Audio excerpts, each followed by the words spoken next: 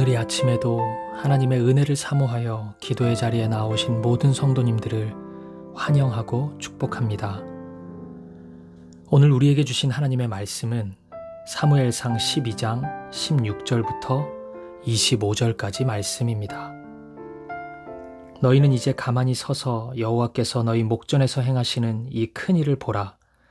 오늘은 밀베는 때가 아니냐. 내가 여호와께 아뢰리니 여호와께서 우레와 비를 내리사 너희가 왕을 구한 일, 곧 여호와의 목전에서 범한 죄악이 큼을 너희에게 밝히 알게 하시리라.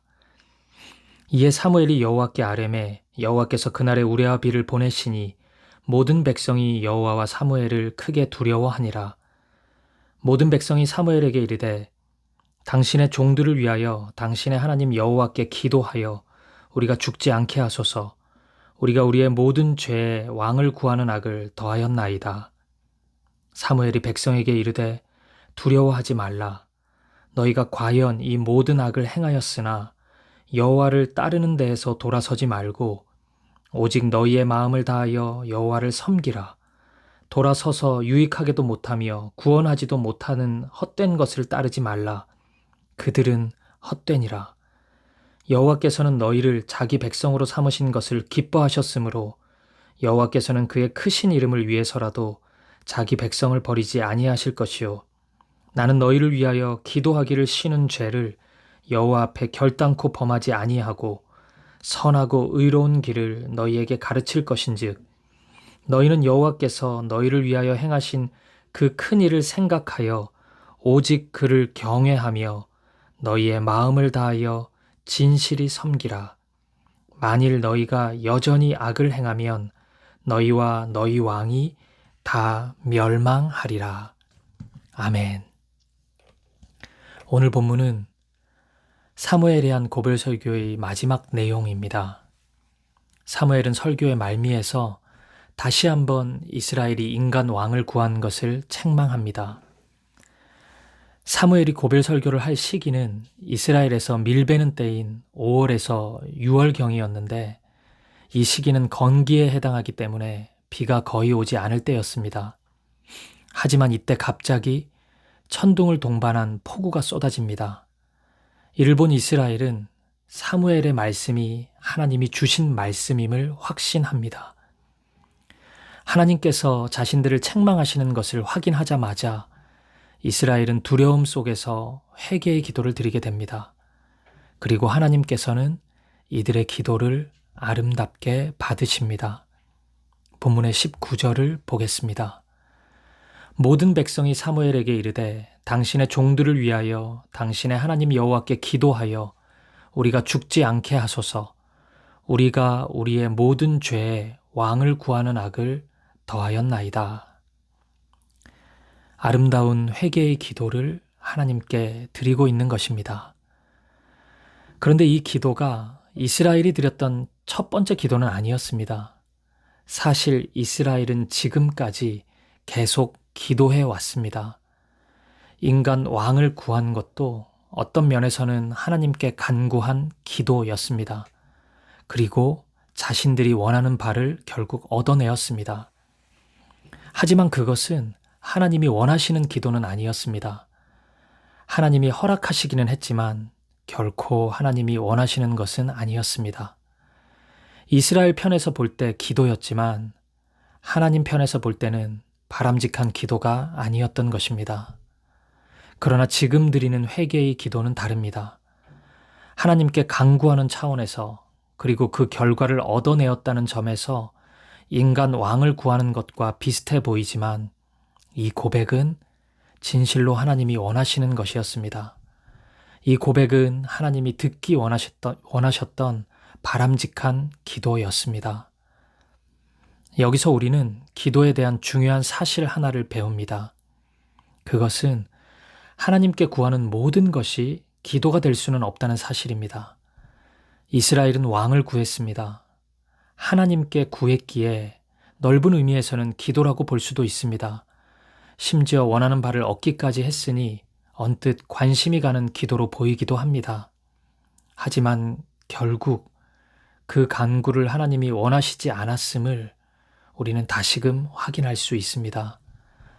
매일 성경의 해설은 본문의 19절을 이렇게 설명합니다. 하나님께 구한다고 모두 기도가 되는 것은 아닙니다. 이스라엘 백성이 자기들의 구미에 맞는 왕을 구한 것처럼 구하는 것이 악이 될 수도 있습니다. 구하면 하나님이 주실 것이라는 약속을 믿어야 하지만 정욕으로 쓰려고 잘못 구하는 것을 경계하는 말씀도 기억해야 합니다. 먼저 하나님의 나라와 의를 구하면 그것이 하나님이 기쁘시게 받으시는 기도가 됩니다. 혹시 나의 기도가 온통 성공과 안락한 삶을 구하는 내용으로 가득하진 않은지 돌아봅시다. 오늘 우리의 기도 제목을 점검해 볼 수 있기를 바랍니다. 혹시 하나님의 마음과는 전혀 상관없는 내 만족과 내 유익만을 위한 것은 아닌지 돌아볼 수 있기를 바랍니다. 만약 그렇다면 우리의 기도에 하나님 나라와 의를 대입해 봅시다. 나의 기도 제목이 어떻게 수정될 수 있을지 잠잠히 묵상해 볼 수 있기를 소망합니다. 오늘 이 아침이 저와 여러분의 기도 제목을 더 바르게 수정해 볼 수 있는 복된 아침이기를 축복합니다. 이어지는 20절 이하의 말씀은 우리의 눈시울을 붉어지게 하는 매우 감동적인 말씀입니다.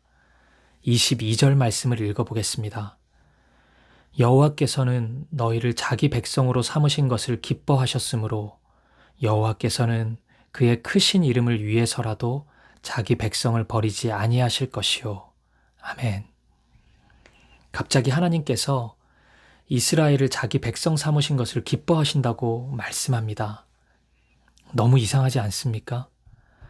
하나님의 마음과는 달리 인간 왕을 요구했던 이스라엘입니다. 한결같은 모습으로 하나님을 신뢰하지 않았던 이스라엘입니다.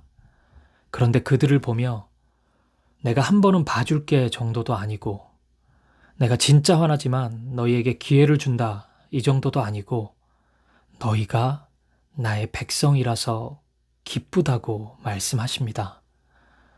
저는 오늘 본문을 묵상하다가 이 22절의 말씀에서 멈추어 서지 않을 수 없었습니다. 그리고 이 말씀 옆에 이렇게 적었습니다. 왜요? 왜요, 하나님? 왜 이렇게까지 사랑하시나요? 그리고 말할 수 없는 슬픔의 눈물이 흘렀습니다. 이러한 하나님의 일방적인 사랑이 다른 누구도 아닌 나를 향한 사랑이라고 생각하니 마음이 견딜 수 없이 벅차올랐습니다. 사랑하는 여러분, 하나님의 사랑은 이렇습니다. 하나님은 언제나 이런 방식으로 우리를 사랑하십니다. 최근에 제 자신의 모습을 보면서 크게 실망한 적이 있습니다. 그러면서 혼자 이렇게 중얼거렸습니다. 나는 신실하지 못하는 것에 있어서 정말 신실하구나. 그리고 이렇게도 중얼거렸습니다.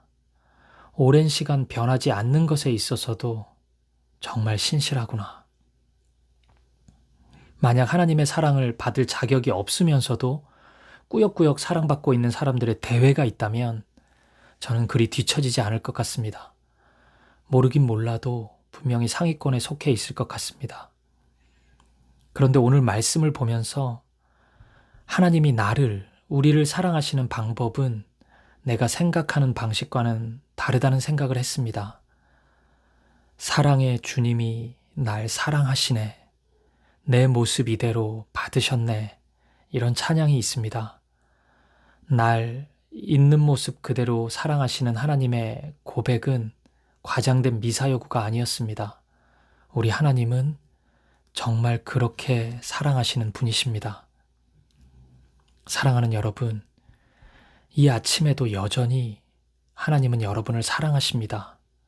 뭘 했다고 사랑하냐고요? 그냥 사랑하십니다. 그리고 이 아침에도 여전히 하나님은 여러분을 기뻐하십니다. 뭘 했다고 기뻐하냐고요? 그냥 여러분을 기뻐하십니다. 별다른 이유 없이 그냥 사랑스러운 눈빛으로 너의 존재 자체가 나의 기쁨이고 나의 자랑이란다 말씀하십니다. 그러니 여러분, 오늘 이 아침에는 왜 사랑하냐고 묻지 마십시오. 그분의 사랑을 그대로 두십시오. 그리고 이 시간 그 사랑을 즐기십시오. 그것이 저와 여러분에게 허락된 놀라운 특권입니다. 하나님의 사랑의 품에 잠잠히 안기는 저와 여러분이 되길 축복합니다. 그리고 이어지는 23절의 말씀도 우리의 마음을 울컥하게 만듭니다.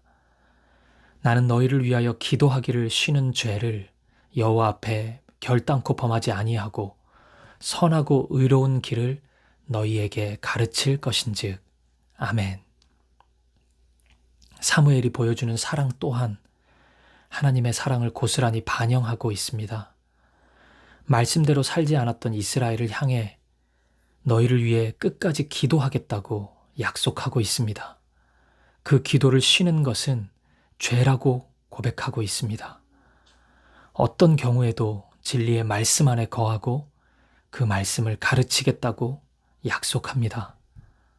이런 사람, 이런 리더, 이런 동역자 한 명이 우리에게 있다면 우리는 얼마나 든든할까요? 이 말씀을 읽으며 저는 다짐했습니다. 저는 사김의 교회에서 사무엘과 같은 사람이 되고 싶습니다. 하나님이 은혜를 주신다면 꼭 이런 마음과 자세로 사역하고 싶습니다. 오늘 여러분도 함께 다짐해 주시지 않겠습니까? 여러분의 자리에서 기도하는 사람으로, 말씀의 사람으로 서 있어 주십시오. 여러분의 가정에서, 여러분의 직장에서, 여러분의 학교에서, 다락방에서, GBS 소그룹에서 그런 사람으로 서 있어 주십시오. 헌신된 여러분 한 사람으로 인해 하나님께서는 우리의 가정을, 우리의 교회를, 우리의 삶을 하나님 나라로 만들어 갈 것입니다. 오늘 본문의 말씀에 있는 22절과 23절의 말씀은 어두운 이스라엘에서 너무도 아름답게 빛나고 있는 말씀입니다. 하나님의 아름다운 사랑의 고백, 그리고 그 사랑으로 무장된 하나님의 사람 사무엘의 다짐을 듣고 있노라면 마치 우리가 천국에 있는 것은 아닌가 생각을 가지게 됩니다. 이 말씀을 듣고 이 말씀을 읽고 어찌 하나님을 섬기지 않을 수 있을까요? 어찌 20절, 21절, 24절의 말씀과 같은 헌신을 다짐하지 않을 수 있을까요? 어찌 하나님만을 사랑하지 않을 수 있을까요?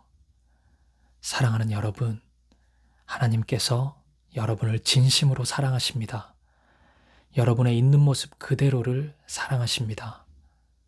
그리고 누군가 여러분을 위해 기도하고 있습니다.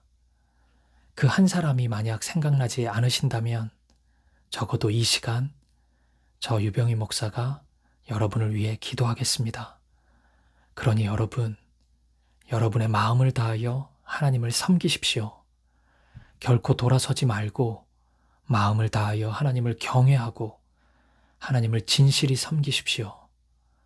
여러분의 오늘 하루, 이번 한 주, 여러분의 평생의 삶이 하나님만을 사랑하고 섬기는 삶이 되기를 우리 주님의 이름으로 간절히 축복합니다. 기도하시겠습니다.